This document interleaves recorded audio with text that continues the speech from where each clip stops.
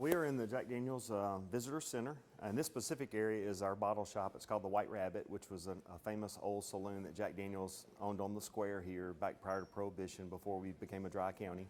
So this is literally the only liquor store in our entire county.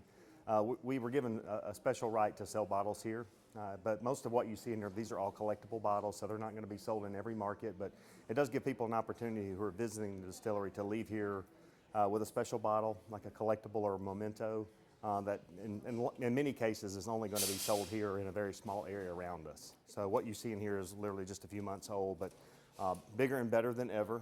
I would like to say, you know, we found that when we built this visitor center, we thought it would last us for many, many years, but 15 years down the road, we realized that we really have largely outgrown it. The parking lot's not big enough, the bottle shop wasn't large enough, so we're kind of going through it's a 3-year program that we've put together, where we're spending about $20 million of the money that was reported that we would be spending here. About $20 million of it is literally just going into the consumer experience. So parking lots and tour improvements and bottle shop and tasting rooms and things of that nature. We call this warehouse 114, so this is track 1, and this is the 14th warehouse as far as the way they were numbered, but it is the oldest one.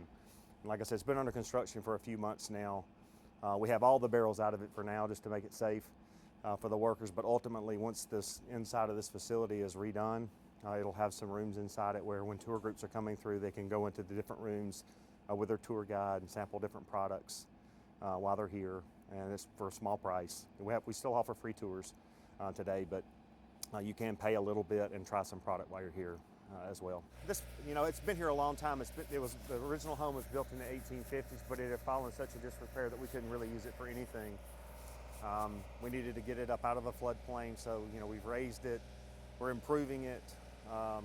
It is such a superior space for the people who are squires and fans of Jack Daniel's who come here.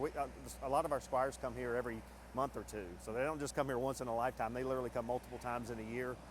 So we're excited to be able to give them something a little bit more to reward all the energy and effort that they take to come here routinely, bring on all their friends. I feel like this is part of making the trip to Lynchburg into a world-class experience. We're hoping that this year we'll see record crowds, like we saw in the World's Fair of 1982, being the 150th anniversary. We're hoping that that's going to be just enough. If they were considering coming, that would be just enough extra motivation to get them here this year.